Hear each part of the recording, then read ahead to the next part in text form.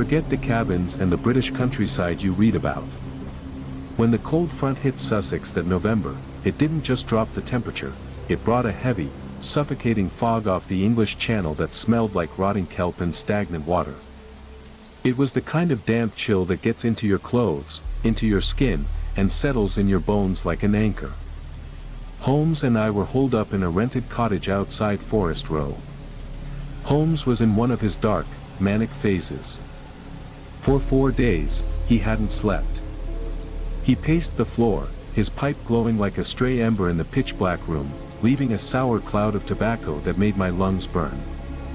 He was a machine running without oil, his mind eating itself because the police hadn't given him a decent case in months. Then, around 3 a.m., the gravel outside the cottage began to crunch. It wasn't a casual stroll. It was a heavy, panicked run. I reached under my pillow, my fingers closing around the cold, checkered grip of my service revolver, my heart hitting an erratic beat against my ribs. A young guy threw his weight against our door. He was a local inspector named Stanley Hopkins, a kid Holmes looked at as a promising student. But Hopkins looked like he'd been dragged through the bowels of hell. His face was waxy, his breath coming in ragged plumes of frost. His coat was soaked, and his hands were shaking so bad he couldn't handle the door latch. "Mr. Holmes," Hopkins gasped, his voice cracking. "I need you. I've never seen so much blood in my life." Holmes didn't say a word. He stood in the amber glow of a candle, eyes widening like a hawk. He grabbed his heavy traveling cloak and tipped his hat. "Watson," Holmes whispered, his voice sharp as a razor. "Pack your kit. The devil has landed in Sussex." We walked into the freezing dark.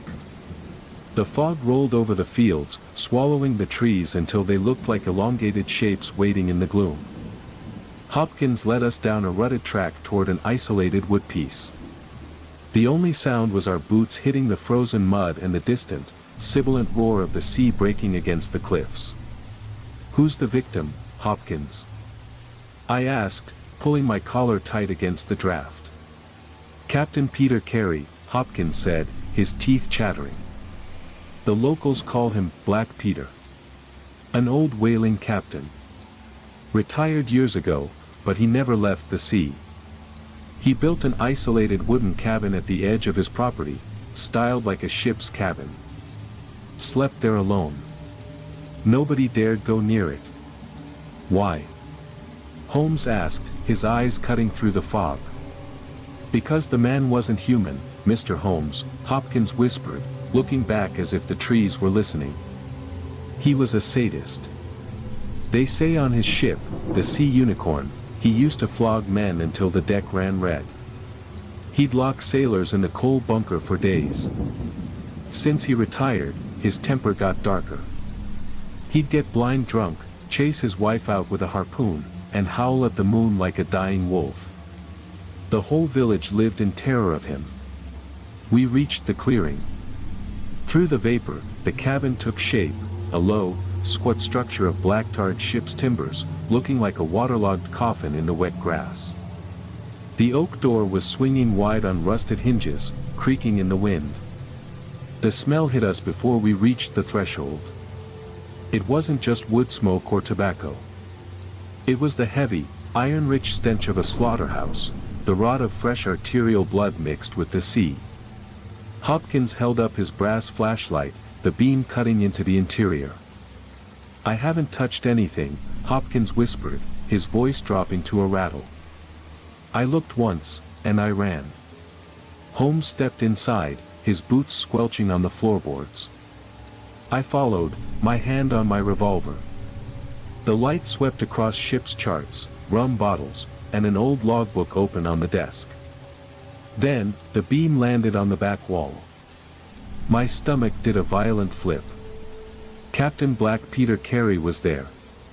Clad only in his flannel nightshirt, his massive frame was pinned to the heavy timber wall like a beetle. Driving through the center of his chest was a massive, steel whaling harpoon. The weapon had been driven with such force that the point had transfixed his heart, passed through his spine, and embedded deep into the oak beam behind him. His legs were dangling, his head tilted back with his mouth frozen in a silent, agonizing gasp.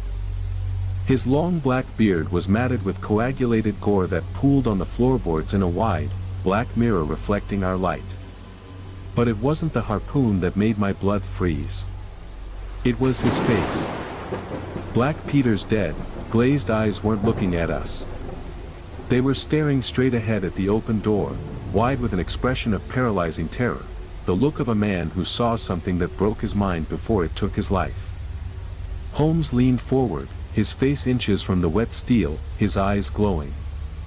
"Watson," Holmes muttered, sending a chill down my spine. "Look at the angle of the strike. This wasn't just a murder. This was an execution." The damp cold inside the tarred cabin felt like it was radiating from the dead captain's chest, a vacuum that devoured the weak light of the flashlight. The stench of arterial blood was thick, coating my throat like copper. Holmes was already moving. He didn't care about the gore or the grotesque horror. He dropped to his knees, his lean profile casting a sharp shadow as he inspected the floorboards with a small glass. "Watson, look here," Holmes muttered, his voice detached. "The pool of blood is wide, but look at the edges. It didn't splatter, it flowed. And notice the footprints." I stepped closer.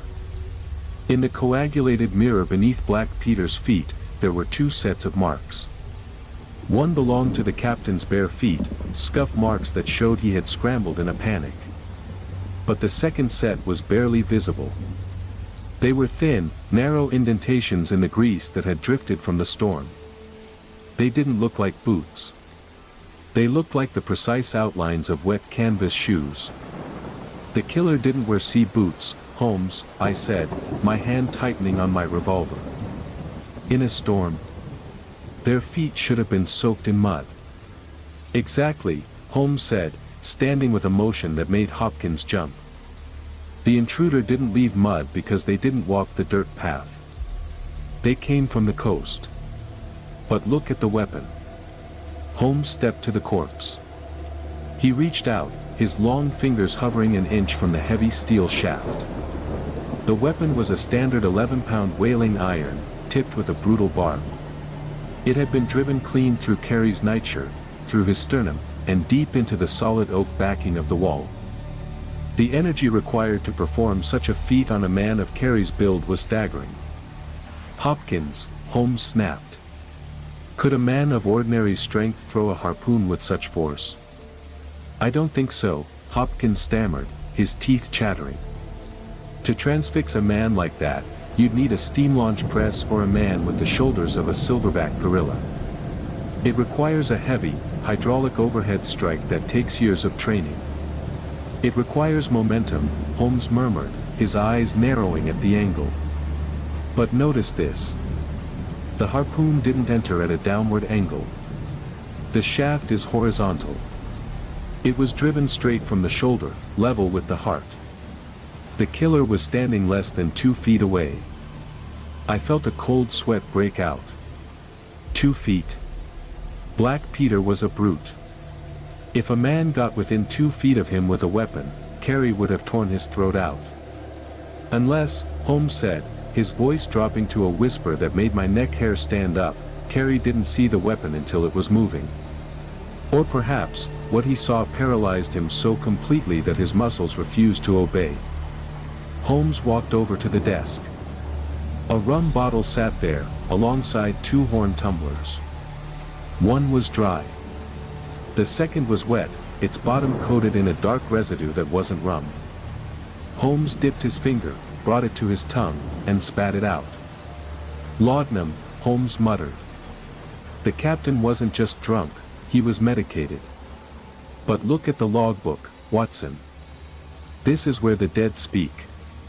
The logbook lay open, its cover stained with grease. The final entry was dated November 14th. The handwriting was an erratic scrawl. 10 p.m. The wind has shifted. The headers groan in the walls. I can hear the sibilant roar of the sea unicorn in the dark, though she's been at the bottom for 20 years. The 64 are still under the floorboards. They keep tapping at the valves. They want the condensation. They want the loop closed. I stared at the text. The 64. What is he talking about? The Sea Unicorn was a whaling vessel, not a steamship. He's not talking about his ship, Watson, Holmes said, his eyes fixed on the open window, where the fog was pressing against the glass. He's talking about an old debt. A debt paid in blood, but never cleared.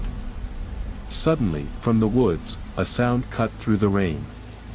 It was a low, rhythmic hiss-shuck, a mechanical cadence that sounded like a steam press operating in the forest. The sound resonated within the iron stove, multiplying until the static felt like pressure drilling into my skull. Hopkins let out a yell, dropping his light as it died, plunging us into the darkness of the woods. The darkness that hit us when Hopkins's flashlight died wasn't normal. A thick, suffocating black poured through cracks in the timber walls like heavy oil. The metallic stench of Black Peter's blood grew heavier, settling on my tongue like raw copper. For 3 seconds, nobody breathed. Only that flat, industrial rhythm echoed from the woods, hiss-shuck, vibrating through the floorboards. I reached out, fingers scraping the tarred workbench until I found the brass candlestick. I struck a match, the sulphurous pop flaring bright orange before settling into a trembling halo of light. Holmes hadn't moved. He stood perfectly still, chin tilted up, his sharp nostrils flaring as he sniffed the freezing air. "Watson," he whispered, voice dangerously low. "Do you smell it?" I breathed in, lungs burning from the damp chill. Beneath the iron stink of gore, a new scent filled the room, old carbolic wash, scorched wool, and the stale rot of an unventilated hospital ward. A smell I knew from my days in military clinics, but here, it made no rational sense. "The wind has shifted," I muttered, hand gripping the revolver inside my cloak. "It's blowing from the old marsh drainage ditches." "No," Holmes snapped, eyes tracking white vapor seeping under the door. "The ditches are frozen. This is pressurized condensation. Look at the stove." The cast iron stove in the corner was dead, yet a steady hiss escaped its seams. Dense, gray frost spiderwebbed across the black metal, creeping in mechanical lines that defied the winter. "Mr. Holmes." Hopkins whimpered from the corner, hands over his ears. "The sound, it's getting closer." "That's from the old laundry house at the abandoned quarantine station. But that place has been boarded up since the cholera outbreak of '88. A machine is an assembly of parts, Hopkins," Holmes said, calm, though his eyes were wide, tracking the frost. "But a memory can act as an engine if the pressure is high enough. Let us see what fuel Black Peter was feeding into his furnace." Holmes walked to the desk, ignoring the hiss-shuck rattling the tin mugs. He picked up the logbook, fingers flipping the canvas pages. My match was burning low, wax dripping onto my knuckles, but I couldn't look away from the yellowed paper. He stopped at an entry dated August 1891, the year Carey's ship, the Sea Unicorn, returned from its final voyage. The handwriting was tight, precise, written with ink the color of dried scabs. August 14th. Off the coast of Shetland. The fog is thick as wool. We picked up a lifeboat from the steamship Cumberland. 64 souls aboard, all marked by the black coughing sickness. The surgeon says they won't last the week. The crew is mutinous, they say the breath of the sick will rot the whale blubber. I made a management decision. We cannot risk the cargo. The lower coal bunker is large enough, and the iron bulkheads are tight. We sealed the return valves. Let the steam clear the ledger. My medical training kicked in, a cold horror dawning as I read over Holmes's shoulder. My God, he didn't refuse them aid. He locked 64 infected people into the unventilated hold next to the boilers. The heat, the steam, it would have turned that bunker into a pressure cooker. Exactly, Watson, Holmes murmured, face expressionless in the dying flame. A closed loop of infected breath, compressed by the mechanical heat of a whaling vessel. And when the Sea Unicorn docked in London, the logbook states she carried nothing but oil and bone. No mention was ever made of the 64.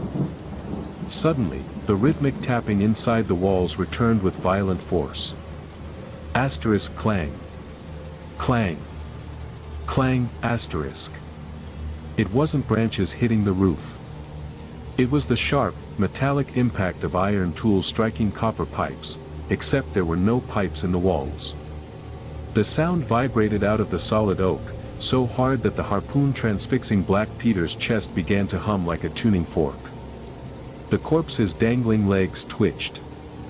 I scrambled backward, nearly dropping the candle as the dead captain's head tilted with a wet, jointed click. The matted beard shifted, and from his frozen mouth, a plume of gray frost erupted, tasting of old ash and sea sulfur. Holmes! I yelled, pulling my revolver. The body! Look at the body! The pool of coagulated blood beneath Carey's boots was no longer stagnant. It was boiling, turning into a geometric mass of dark vapor that rolled across the floorboards toward us, packing the room with an absolute, predatory cold that made my fingers go numb against the trigger. The cold that filled the room didn't just lower the temperature, it actively devoured the weak flame of my candle, shrinking the orange halo until it was a microscopic point of light drowning in a sea of gray frost. My fingers froze around the checkered grip of my service revolver, the metal sticking to my skin with a biting, icy tension that felt like liquid nitrogen. Holmes didn't flinch. He stood his ground as the dark vapor rolled over his leather boots, his sharp eyes tracking the geometric precision of the mist as it climbed the legs of the workbench.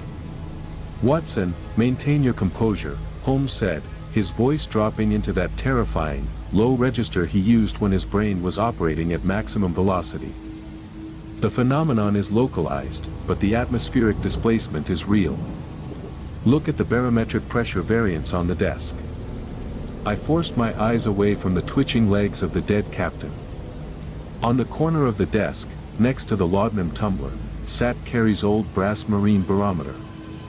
The needle inside the glass casing wasn't just dropping, it was spinning erratically, passing the markers for storm and gale until it slammed against the pin with a sharp, metallic click. The glass face was frosting over from the center outward, forming the unmistakable, geometric outline of a five-fingered hand pressing against the dial from the inside out. "This is madness, Holmes," I whispered, my teeth chattering so hard the words were barely intelligible. "A medical impossibility. The man has been dead for at least 12 hours. His thoracic cavity is completely destroyed by an 11-pound whaling iron. There is no physical mechanism that could allow for pulmonary expansion or the emission of frost." "You are looking at the effect, Watson, not the engine," Holmes muttered, his long, pale fingers reaching out to grab Hopkins by the collar of his wet coat. The young inspector had completely collapsed onto his knees, his eyes rolled back into his head, a thin line of frozen saliva glistening on his chin. "Hopkins is entering a catatonic shock. Help me move him to the threshold." Before I could step forward, the sibilant roar from the woods outside stopped. The silence that followed was instantaneous and brutal, a heavy, pressurized quiet that pressed against my eardrums like the weight of deep water. The rhythmic hiss-shuck was gone, but the structural steel of the harpoon driven through Black Peter's chest didn't stop vibrating. It began to emit a high-pitched, drilling whine that made my ears bleed, a raw frequency of white noise that sounded like dozens of fluid-filled lungs gasping for a single breath of dry air through wet sheets. The dark mist on the floor began to shift, gaining an impossible, dense geometry in the dim light. It was no longer a loose cloud of vapor escaping from the floorboards. Instead, it was a collection of tight, pressurized white outlines that folded over and over into themselves, shifting with the rapid, mechanical precision of wet linen being wrung dry by massive, invisible hands. As I watched, paralyzed against the cabin's timber wall, the dense vapors began to construct the terrifying shape of a towering human torso in the center of the room. The limbs were horribly elongated, stretching outward toward the wooden pillars like heavy, wet canvas pulled under immense hydraulic tension.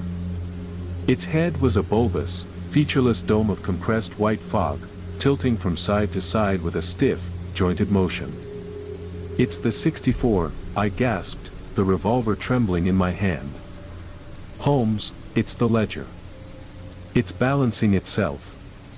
"The ledger is merely a record of debt, Watson," Holmes said, his voice entirely detached from the horror before us, though his eyes were wide, reflecting the silver-gray light of the vapor. "But what we are looking at is the collector. And it appears Captain Carey was not the only one who owed a dividend to the Sea Unicorn." Suddenly, the heavy oak door of the cabin slammed shut with a concussive bang that shook the foundations, the rusted iron bolt sliding into place with a dull, echoing clang that left us entirely sealed inside the dark throat of the box. The slam of the oak door didn't just rattle the walls, it felt like the entire cabin dropped 6 feet into the earth, sealing us inside a dark, tarred vault that smelled of old ballast stones and stagnant bilge water. The air pressure shifted instantly, a heavy, pneumatic weight hitting my eardrums with a concussive pop that left my head spinning. The weak halo of my match died completely, but the room wasn't dark anymore. The geometric torso of the vapor was glowing with a faint, phosphorescent silver, casting long, skeletal shadows across the blood-slick floorboards. "Holmes," I rasped, my voice sounding flat and muffled, as if the room were packed with wet cotton. "The door is bolted from the outside. There's someone out there in the fog. Or something inside that operates the latch, Watson," Holmes replied. He hadn't retreated an inch. His silhouette was sharp against the silver fog, his long arms folded across his chest as if he were simply observing a dull chemistry demonstration at Baker Street. "Notice the draft. The air isn't rushing into the room through the cracks in the timber, it is being violently expelled. The cabin has become a vacuum chamber." He was right. Every time I tried to draw a breath, the air felt thin, sharp, and smelling heavily of singed charcoal. My lungs burned with a dry, restricted heat, while my skin was freezing under a layer of gray frost that had begun to coat my flannel trousers. Beside us, Hopkins let out a low, bubbling groan. The young inspector was still paralyzed on the floor, his fingers clawing at the wooden planks as a thin, crystalline layer of white ice began to form over the wool of his coat. From the back wall, the corpse of Black Peter Carey began to slide. The 11-pound wailing iron hadn't budged from the solid oak beam, but the dead captain's flesh was changing. The dark, coagulated blood that matted his long black beard was turning gray, crystallizing into a stiff, crackling shell. The immense hydraulic tension of the vapor seemed to grip his dangling legs, drawing his massive, muscular frame upward until his boots were level with my chest. Hiss shuck. Hiss shuck. The industrial cadence returned, but it wasn't coming from the woods anymore. It was vibrating directly out of Black Peter's open mouth. The sibilant roar of the Sea Unicorn's lower boilers was projecting from his ruined throat, a wet, crackling frequency that made my teeth chatter against my lips. Layered beneath that heavy, mechanical rhythm was a collective, bubbling throat rattle, the unmistakable gasp of dozens of fluid-filled lungs struggling for air through wet sheets. "It's a closed loop, Watson," Holmes muttered, his eyes tracking a thin, braided line of white steam that had erupted from the captain's chest wound, wrapping around the steel shaft of the harpoon like frozen rope. "The 64 aren't seeking revenge, they are seeking a circuit. Carey was the primary valve, but the system requires more volume to maintain its pressure." The featureless dome of the entity's head tilted toward us, its jointed, mechanical motion perfectly synchronized with the hiss-shuck echoing through the cabin. The elongated limbs of compressed fog stretched outward, the waxy white fingers reaching across the 10-foot gap toward my face. I didn't think. My medical rationality disintegrated under the weight of the absolute, predatory cold. I raised my service revolver with both hands, my numb fingers squeezing the trigger until the hammer fell. Bang! The report of the gun was deafening in the sealed space, the muzzle flash flaring brilliant orange against the silver mist. The lead bullet tore straight through the center of the entity's chest, hitting the heavy ship timbers of the back wall with a dull, splintering thud.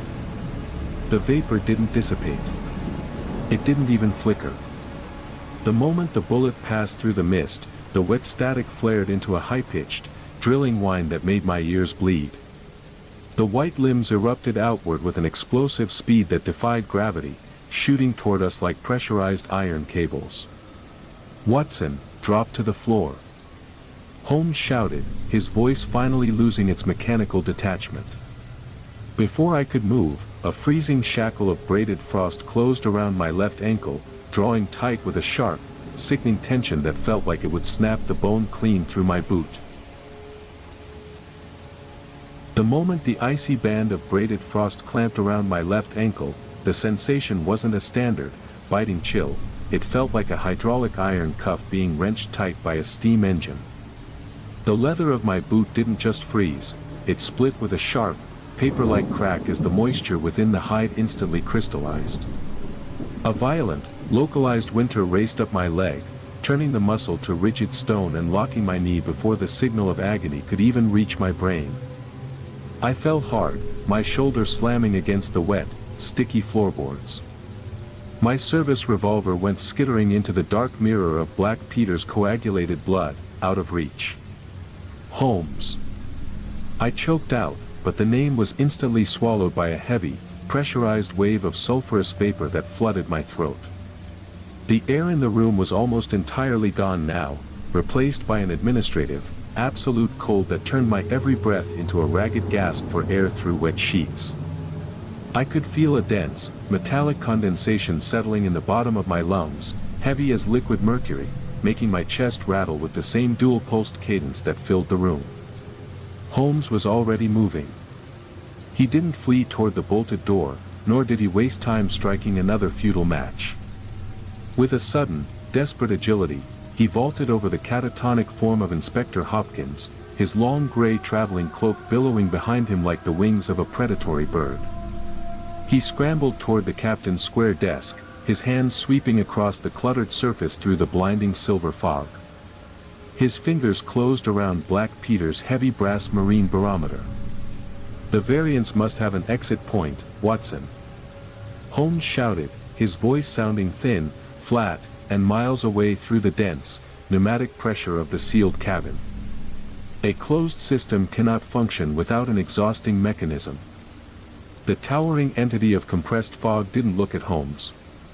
Its featureless, bulbous dome remained fixed on me, its elongated, canvas-like arms stretching under immense tension as it began to drag me toward the back wall. My boots scraped uselessly against the frozen wood. I was being pulled directly toward the dangling feet of the dead captain, whose mouth was still projecting that wet, sibilant roar, *hiss shuck *, the mechanical heartbeat of the sea unicorn's forgotten dead. Above us, the steel shaft of the harpoon driven through Carey's chest began to turn red. Not from heat, but from an impossible, glowing phosphorescence that pulsed in time with the entity's breath.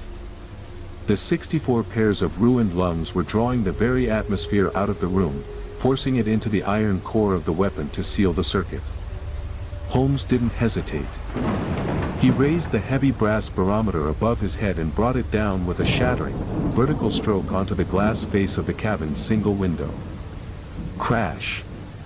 The wire-reinforced glass didn't just break, it exploded outward into the darkness, driven by the immense static pressure trapped within the room. The effect was instantaneous and violent. A massive, roaring vacuum current tore through the cabin as the external sea fog from the Sussex woods rushed to fill the void.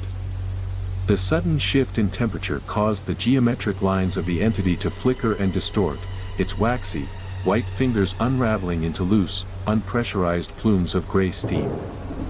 The freezing shackle around my ankle snapped. I kicked myself free, scrambling backward on my hands and knees toward the threshold as the air rushed back into my burning lungs. Through the shattered window, the dense, suffocating silence of the night returned, leaving the three of us gasping in the dark, surrounded by nothing but the faint, dying whistle of the wind through the broken panes.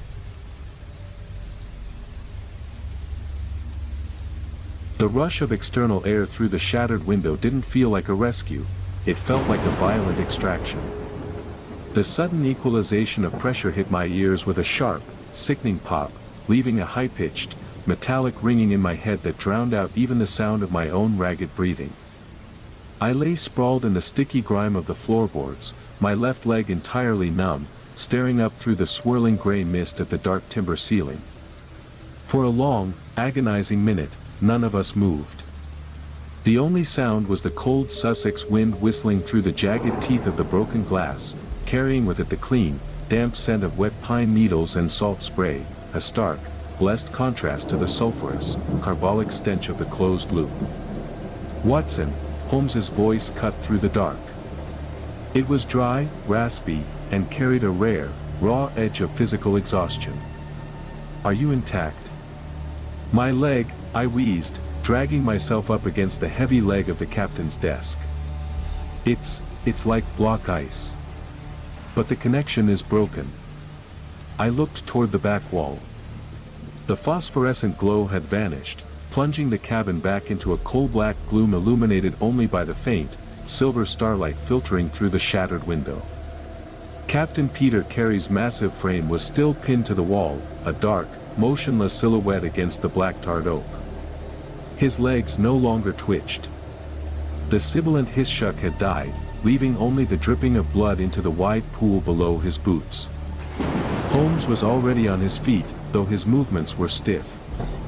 He didn't offer me a hand, his attention was focused entirely on the catatonic form of Inspector Stanley Hopkins, who was lying near the threshold, his breathing shallow and rattling. "We must get him out of this box, Watson," Holmes muttered, his long, pale hands gripping the collar of the young inspector's coat. "The atmospheric displacement has retreated, but the chemical residue in this room is highly toxic. Help me." I dragged my freezing left leg behind me, the muscles protesting with a sharp, tearing pain as the blood slowly began to circulate again. Together, we hauled Hopkins's dead weight out through the heavy oak door and into the wet grass of the clearing. The cold Sussex night had never felt so welcoming. The heavy, hydraulic fog was still rolling through the trees, but it was just water vapor now, natural, disorganized, and carrying no geometric weight. I collapsed onto a damp log, my chest heaving as I rubbed my numb ankle, trying to restore warmth to the white, waxy skin beneath my boot. Holmes stood a few yards away, his heavy traveling cloak wrapped tight around his lean frame, his eyes fixed on the dark, squat shape of the cabin. He pulled his old briar pipe from his pocket, but he didn't light it. He just stared at the empty air, his brow furrowed in deep, manic concentration. "This is no ordinary crime, Watson," he said, his voice barely louder than the rustle of the pine needles. "The police will look for a man of immense physical strength. They will search the shipping registries for disgruntled harpooners, and they will write reports about a brutal, primitive homicide born of drunken rage. And they will be wrong," I said, looking down at my hands, which were still trembling with the aftershocks of the freezing shackle. "What we saw in there, that wasn't a man, Holmes. It was a machine. A machine built from the dead." "A closed loop," Holmes murmured, his eyes narrowing in the dark. 64 boiler-heated souls, compressed into a single, pressurized vacuum. Carey was the exhaust valve, Watson. But a valve only releases pressure, it does not shut down the engine. He turned slowly, his sharp profile cutting through the silver starlight. "The Sea Unicorn had a crew of 28 men when she docked in London in '91, Holmes said, his voice dropping to a low, sibilant whisper that made the hair on my arms stand up. Carey was the captain, but he did not seal those iron bulkheads alone. The loop is still open, Watson. And the engine is still hungry. The next morning didn't bring any of that warm, golden English sunshine. It just brought a flat, grey drizzle that turned the Sussex mud into a cold, slippery soup. We'd managed to haul Hopkins back to our rented cottage in Forest Row, dumping his shivering, semi-conscious frame onto the horsehair sofa by the fireplace. The kid was completely out of it, his eyes bloodshot, muttering some incoherent nonsense about the cold return and the pressure in the boilers. I gave him a heavy shot of brandy and a dose of digitalis to steady his racing heart, but his skin still had that pale, waxy blue tint that made my stomach uneasy. Holmes, of course, didn't rest. He didn't even change out of his damp traveling cloak. He had dragged the cottage's heavy dining table right in front of the window, cluttering it with a stack of old, water-damaged shipping gazettes and maritime registries he'd ordered from the local railway station agent at dawn.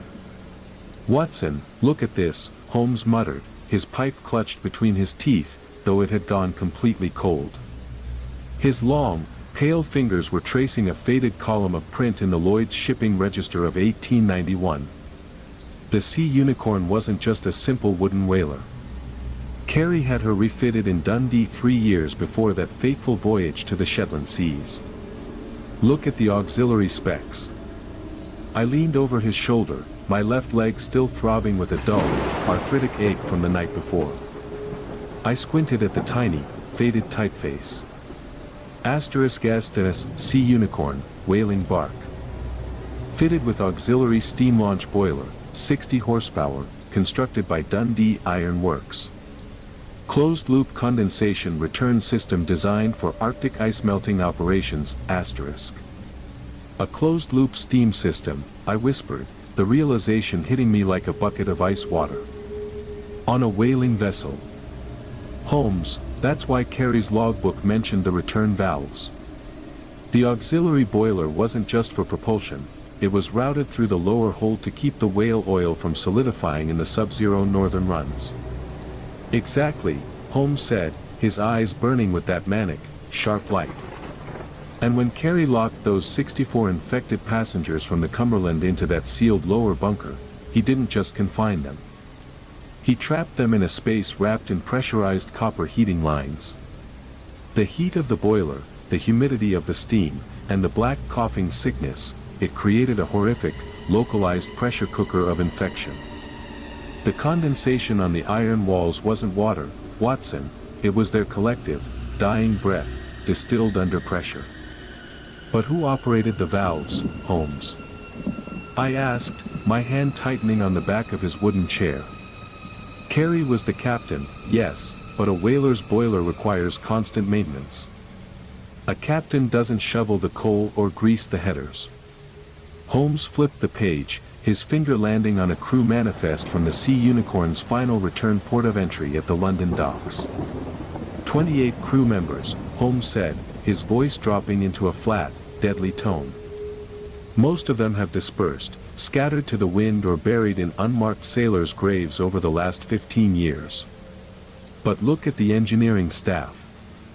There were only 3 men who had access to the auxiliary steam controls during that voyage. He pointed to 3 names written in faded black ink. * Peter Carey, Master, deceased. * John Hopley, first engineer, died of lung congestion, London, 1895.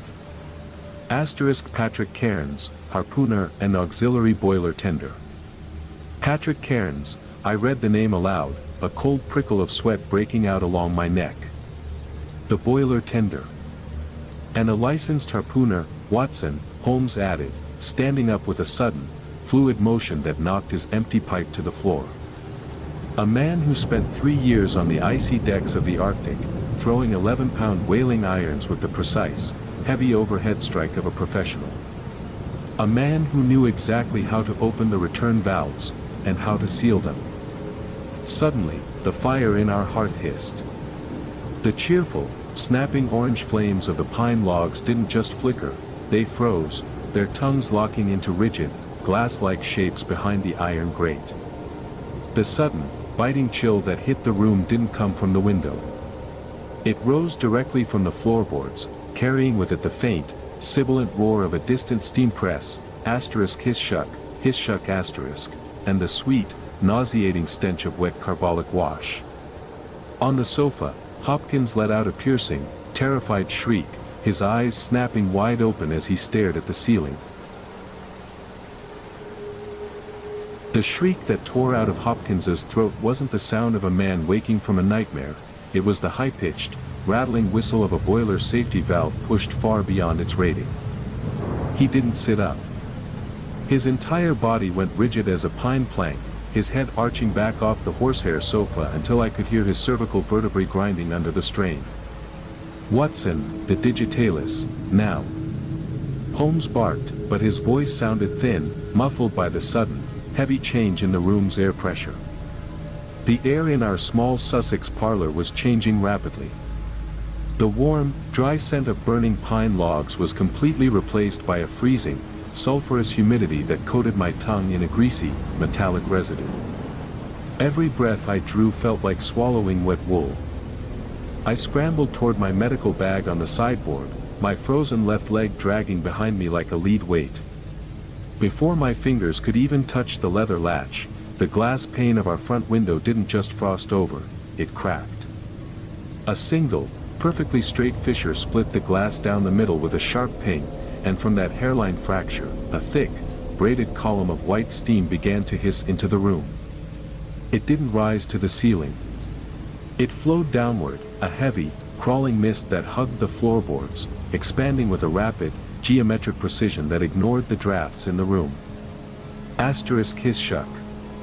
Hiss shuck, asterisk. The sound was no longer coming from the woods or the chimney. It was inside the very floorboards of the cottage, a deep, rhythmic vibration that matched the erratic, terrified pounding of my heart until my pulse began to slow, forced into the same mechanical, dual-pulsed cadence of the Sea Unicorn's auxiliary return line. "Holmes," I gasped, my throat tightening as the cold mist reached my knees. "The pressure, it's building inside the house. It's using the chimney as a draft." Holmes didn't retreat. He stood right in the path of the encroaching vapor, his eyes wide and vacant, his long, pale hands hovering over the shipping registries on the table. The paper pages were already turning gray, absorbing the freezing humidity of the steam until the faded ink of the manifests began to run, bleeding down the columns like fresh, black soot. "The registry, Watson," Holmes whispered, his voice dangerously calm despite the frost forming on his eyelashes. "The ledger is incomplete. Cairns is not the only one left. Look at the return line. The 64 aren't just looking for the men who sealed the valves. They are looking for the ones who designed the circuit." Through the shifting silver-gray fog, I saw a figure begin to take shape near the front door. It wasn't Patrick Cairns, and it wasn't the towering entity we had faced in Black Peter's cabin. Within the dense, compressed folds of the steam, I could see the outlines of dozens of shifting, waxy white faces, their hollow, frozen eyes staring through us, their mouths wide open in a silent, collective gasp for a single cubic foot of dry air. They were woven into the very fabric of the wet linen layers of the mist, their features appearing for a fraction of a second before being crushed back into the pressurized mass. A single, elongated limb of vapor reached out from the collective, its fingers stretching with a fluid, spider-like deliberation toward Hopkins's throat. I reached into my pocket, my fingers closing around the cold grip of my revolver, but I knew lead wouldn't do a damn thing to a cloud of pressurized breath. "Holmes!" I yelled, my voice turning into a ragged, cold hiss. "We have to break the seal. We have to vent the room. The window is already cracked, Watson," Holmes said, his eyes fixed on the frozen fire in the hearth. "But a vacuum requires an intake. The chimney, the damper is closed." Before I could move, the white, pressurized ropes of the vapor wrapped around my ankles, drawing tight with that familiar, bone-snapping tension. My feet lost their grip on the slippery floorboards, and I was dragged down into the dark, freezing current of the steam. My shoulder slammed into the cold, damp wood of the floorboards, the impact sending a dull, ringing shock straight up my spine. The white, braided ropes of vapor around my ankles weren't just cold, they were heavy, dragging my legs toward the hearth with the mechanical, unyielding force of a steam-powered winch. "Watson." Holmes's voice sounded miles away, distorted by the dense, sulfurous humidity that had turned our parlor into a pressurized iron tank. I clawed at the floor, my fingernails scraping uselessly against the frozen grit of the rugs. The draft from the fireplace was pulling the mist, and me with it, toward the dark, soot-stained throat of the chimney. The fireplace damper was indeed closed, a heavy iron plate blocking the flue, turning the brick hearth into a sealed dead end. If the pressure didn't find an outlet, the cold steam would keep compressing us here until our lungs collapsed under the sheer hydrostatic weight of their own condensed breath. I could feel the microscopic ice crystals forming inside my windpipe, an agonizing, sharp sensation that made every shallow intake of air feel like swallowing shards of jagged glass. The room was no longer just a space, but a pressurized chamber of forgotten agony, where the very oxygen seemed to have been replaced by the ghostly, freezing residue of a deep-sea grave. Through the blinding silver fog, I saw Holmes lunging toward the hearth. He didn't have his usual analytical composure, his hair was matted with gray frost, his heavy traveling cloak discarded, his lean frame throwing itself against the iron mantelpiece. His long, pale hands reached straight into the black opening of the fireplace, grabbing the rusted iron lever of the damper. The iron was freezing, but Holmes didn't pull back. The skin of his palms hissed as it touched the sub-zero metal, the frost instantly bonding his flesh to the lever. With a guttural, desperate growl, he threw his entire body weight downward. Clang shuck. The heavy iron plate inside the flue swung open. The effect was instantaneous and terrifying. The cold draft from the Sussex sky didn't just rush down, the pressurized, sulfurous steam inside our parlor was violently, explosively sucked upward into the brick chimney. The vacuum pressure hit my chest like a physical blow, drawing the breath clean out of my lungs as the waxy white faces woven into the vapor were dragged toward the dark opening in a frantic, swirling vortex. The freezing shackle around my ankles snapped, the braided frost dissolving into harmless, gray soot that was instantly swept up the flue. I lay there on my stomach, gasping, my chest rattling like a broken pump as the clean, freezing morning air began to pour down through the chimney to fill the void. Holmes fell back onto the hearth rugs, his hands raw and bleeding where the frozen skin had been torn away by the iron lever. He didn't look at his wounds. His eyes were fixed on the ceiling, his chest heaving as the last of the silver-gray mist vanished into the dark brickwork. On the sofa, Hopkins's rigid posture broke. He collapsed back into the cushions with a long, whistling sigh, his waxy blue skin slowly returning to a pale, natural flush as his pulse settled. I dragged myself up, my left leg trembling violently, and staggered over to Holmes. I pulled a clean linen roll from my medical kit, wrapping his raw palms in tight, protective layers. "They're moving," Holmes whispered, his voice dry as ashes. "They've exhausted the pressure here, Watson. They've cleared the line." "Where, Holmes?" I rasped, my throat still burning with the taste of old carbolic wash. "If Carey was the first, and Hopley is already in his grave."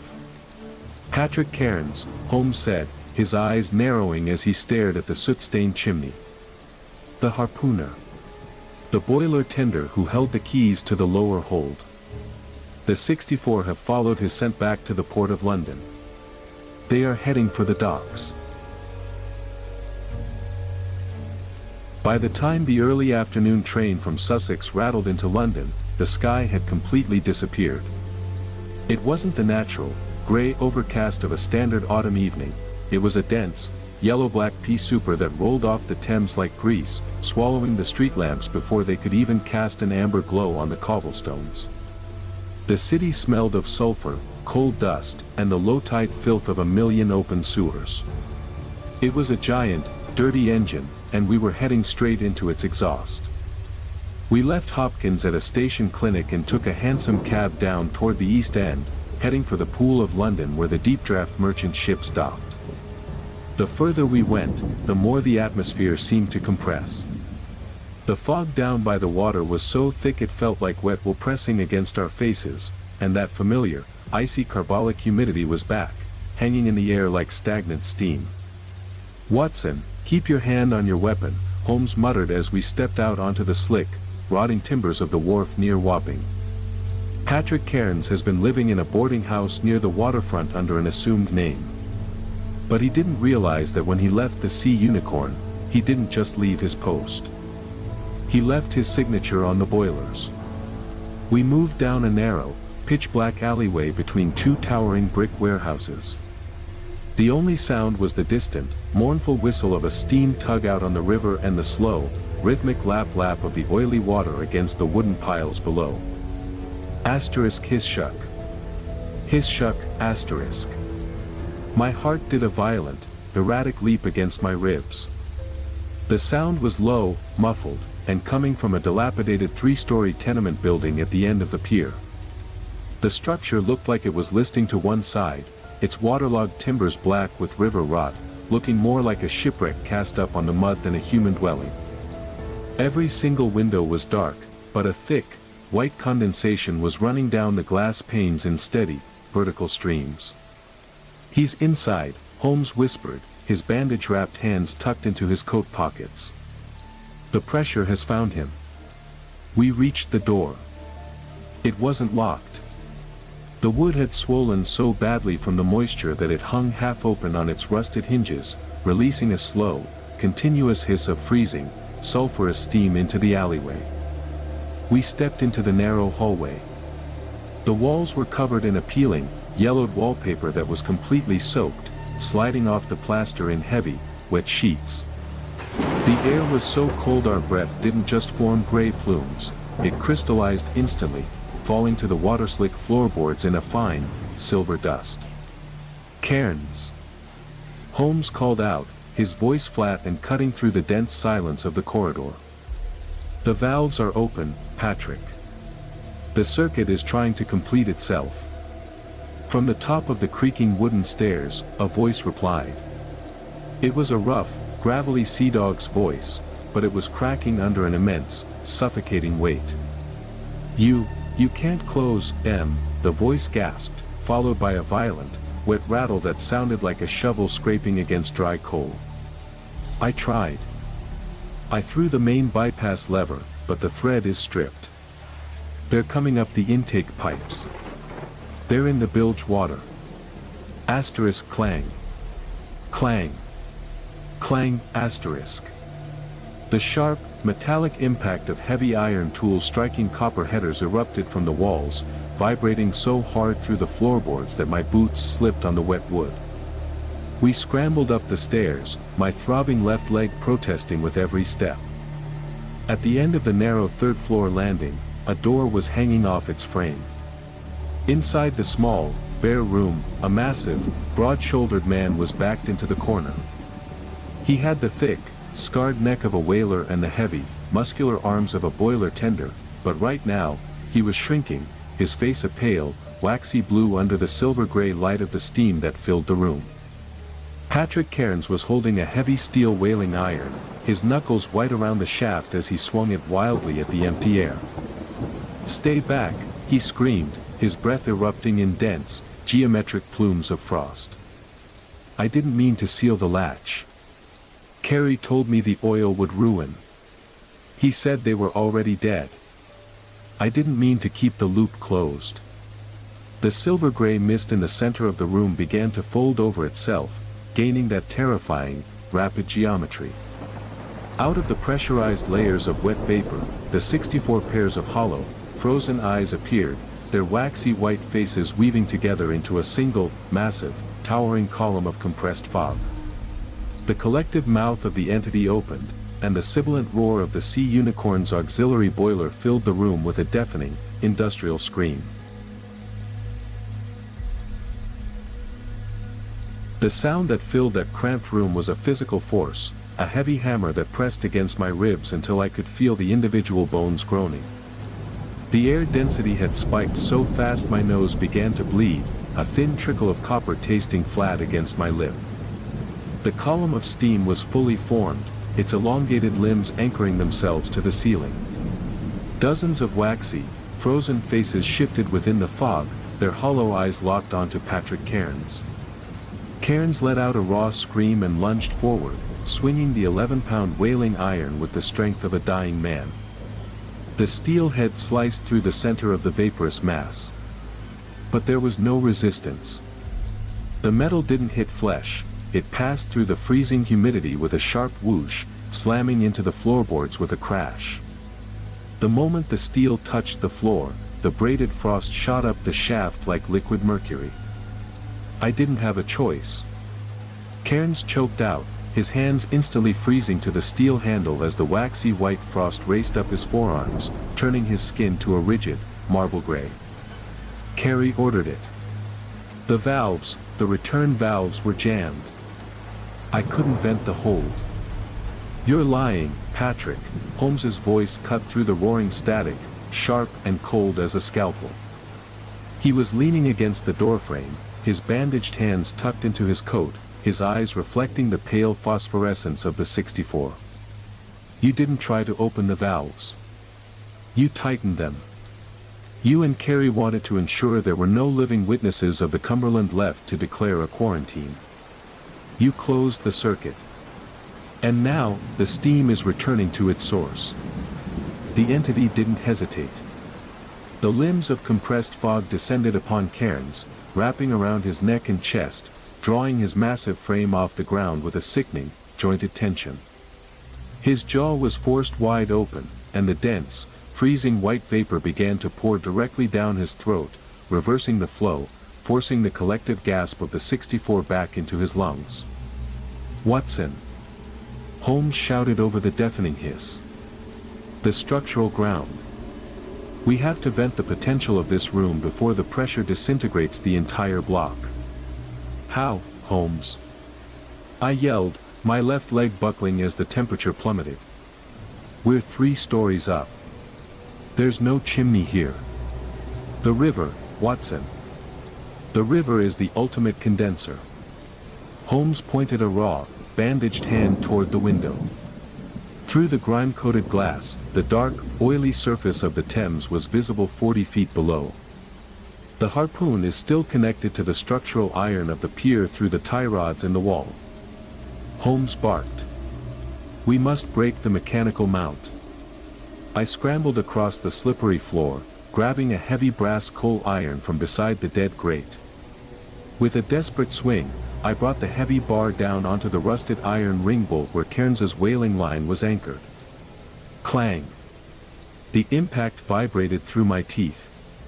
The rusted iron didn't break. The entity let out a high-pitched whine, its collective faces twisting in fury. A sudden, violent wave of freezing pressure hit me, throwing me back against the wall. "Again, Watson!" Holmes roared, throwing his weight against the wooden beam, his bleeding hands gripping the iron ring bolt to force a leverage. I gritted my teeth and swung the coal iron with every ounce of strength. Crack! The rusted bolt sheared clean off, the heavy iron ring snapping under the kinetic force. The release of pressure was catastrophic. The heavy steel harpoon, still clutched in Cairns's frozen hands, acted as a lightning rod. The entire column of silver-gray steam was magnetically drawn down the shaft of the weapon, through the broken mount, and out into the empty air. With a final hiss-shuck, the pressurized vapor erupted outward through the window, shattering the frame into shards of glass. The 64 souls didn't dissipate. I watched as the massive plume of white steam shot straight down into the black waters of the Thames, condensing instantly into the cold river, their 15-year-old dead finally grounded and laid to rest in the mud. Inside the room, the silence returned. Patrick Cairns lay in the corner, his body completely rigid, his eyes staring blankly. He was dead, but there was no blood, no wounds, and no marks of violence. His skin was just a pale, waxy blue, and a thin, crystalline layer of frost was slowly melting off his lips, leaving behind only the faint, clean scent of rainwater. Holmes stood by the broken window, the yellow London fog slowly drifting in. He didn't look at the corpse or his bleeding hands.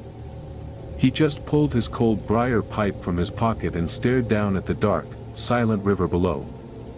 "The ledger is balanced, Watson," he murmured, his voice flat and mechanical. "The units have been accounted for. The loop is officially closed."